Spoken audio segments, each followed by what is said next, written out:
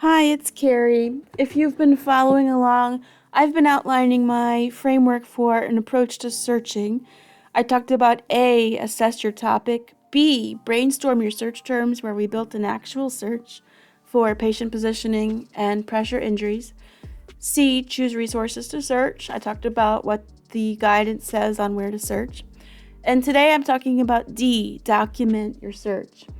So you can document your search however you like, as long as it's documented and reproducible and transparent in the sense that people know what you did in terms of whether or not you applied filters or limits or anything like that, and also can run your searches exactly the way that you did. I like to build my documentation in Word, and I've done a couple of videos on this you may find helpful if you search my channel. There's a couple other videos on search documentation, but let me just walk you through what I do. I start off with a 2-column table. It doesn't matter how many rows just yet, but here you'll make a note of your topic, and you may make a note of your key articles. This might be something you've determined after speaking with the research team, or maybe it's your review, and in that case, it's a good idea to have selected some key articles. You might say databases to search or databases searched, and you will make a note here. Last time we talked about PubMed, which contains Medline. We talked about Embase. I like it on the Elsevier platform.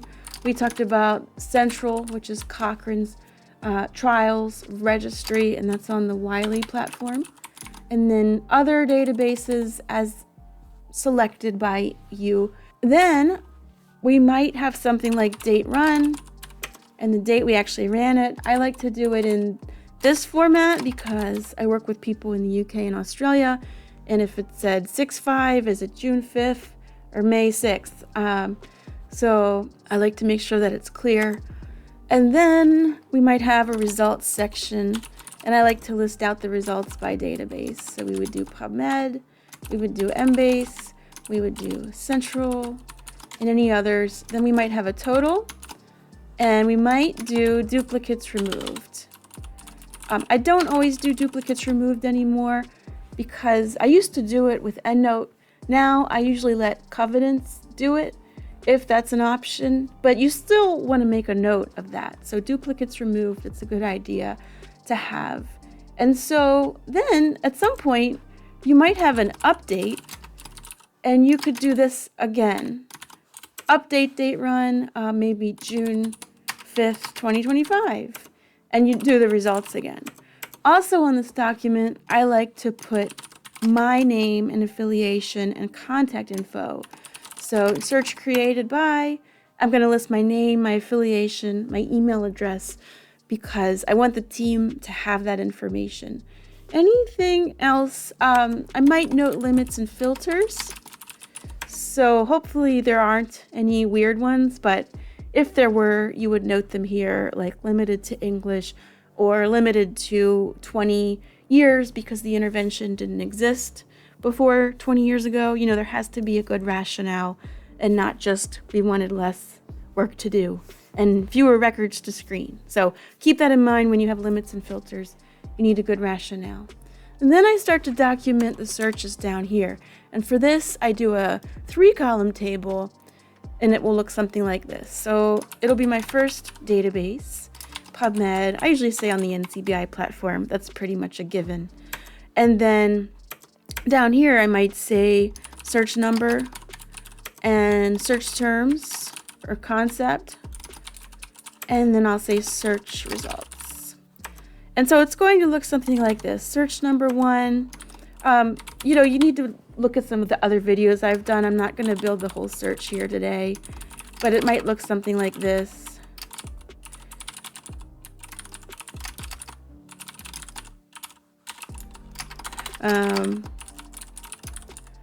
It needs to have a lot more terms, but basically I just want to show you that that's what you're putting in that area. So ellipses for all the other terms that belong there. And we're going to just make up a number. We're going to say that it got 4,506 results. And then search number 2. is going to have the terms for the pressure injuries. So pressure, I don't remember what the mesh term was, so I'm not going to make it up. But so let's just say pressure ulcer, TW, or pressure ulcers, TW, pressure wound, TW, or pressure wounds, TW, ... Let's say we had 7,456 results. And then your third search is going to be number 1 and number 2. And let's say we had 897 results. And of course, your search may be a lot more complicated than this. This is a pretty simple 2-concept search. You may have 10 concepts. You might have 1 concept with smaller sub-concepts. I mean, it can get really complicated, but this is how I like to start. Now, I do a few things to format this. I like to merge this cell, and then I like to give this a heading, heading 1, and then I like to give this one heading 2. You might also decide that you want to make these look prettier. So sometimes I select the whole table. I'll go up to table design and I'll give it a format. And you can do that up here too. I mean, just remember that ideally this is going into a method section.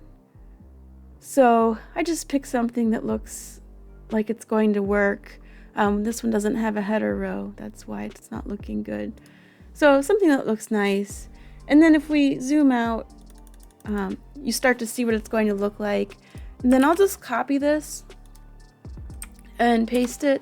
And then this will be my Embase search on the Elsevier platform. And then that means that I need to change the syntax here. So TW would become TIABDE, maybe KW, it's up to you. Replace.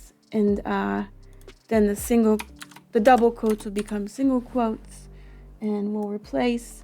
And then whatever you have there should start to work for Embase. One other thing is that you may want to give the bulk of the space to your search terms and concepts here. Oh, it worked for both tables.